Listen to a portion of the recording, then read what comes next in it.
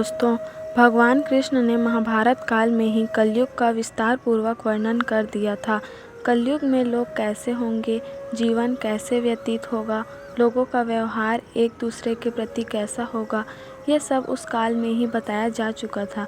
यहाँ हम प्रस्तुत करेंगे भगवान कृष्ण द्वारा कलयुग के बारे में बताई गई 5 कड़वी बातें, जो आज 100% सच हो रही है। महाभारत काल में पांचों पांडवों के मन में कलयुग के बारे में जानने की जिज्ञासा थी।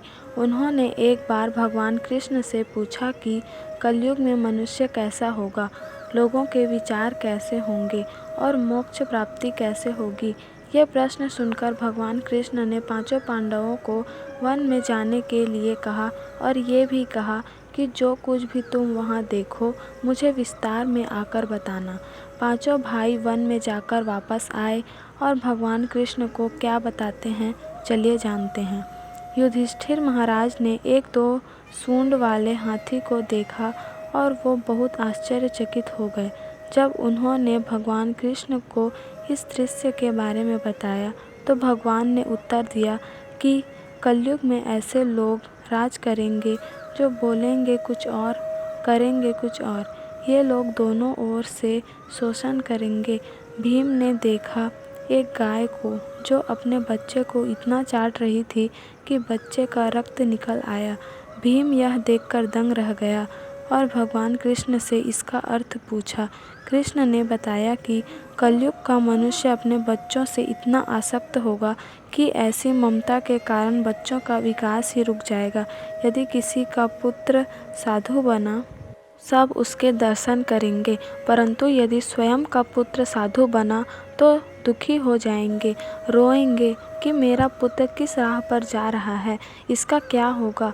कलयुग में लोग बच्चों को मोह माया और परिवार में ही बांध कर रखेंगे और उसका जीवन वहीं नष्ट हो जाएगा।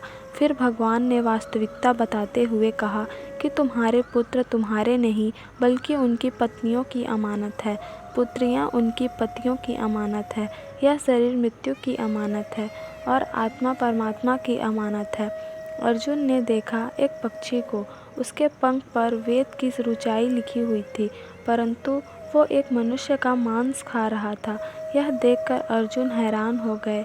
इस पर भगवान ने बताया कि कलयुग में ऐसे लोग होंगे जिन्हें विद्वान कहा जाएगा, किंतु उनकी मनसा यही होगी कि जल्दी मृत्यु हो और उसकी संपत्ति को अपना लिया जाएगा।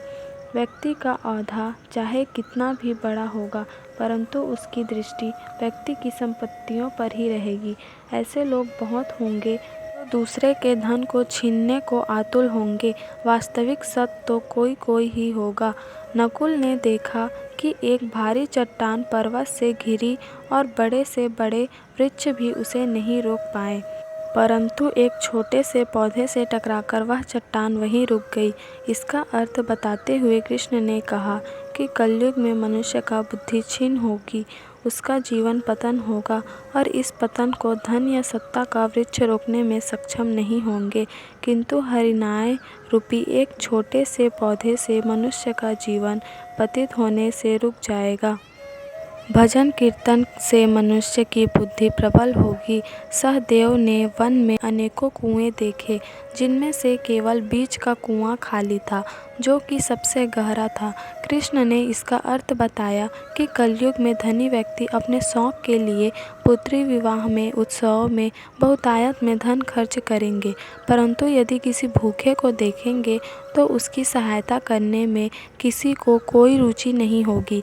इंद्रियों की संतुष्टि, मदिरपान, मांस भक्षण और व्यसन में धन खर्च किया जाएगा। जो लोग ऐसी आदतों से दूर होंगे उन पर कलयुग का नहीं बल्कि परमात्मा का प्रभाव होगा। तो दोस्तों, ये है कलयुग के 5 कड़वे सच जो भगवान कृष्ण द्वारा बताए गए थे और आज सच भी हो रहे हैं। तो दोस्तों, वीडियो में दी गई जानकारी अच्छी लगी हो तो वीडियो को लाइक और हमारे YouTube चैनल को सब्सक्राइब कीजिए।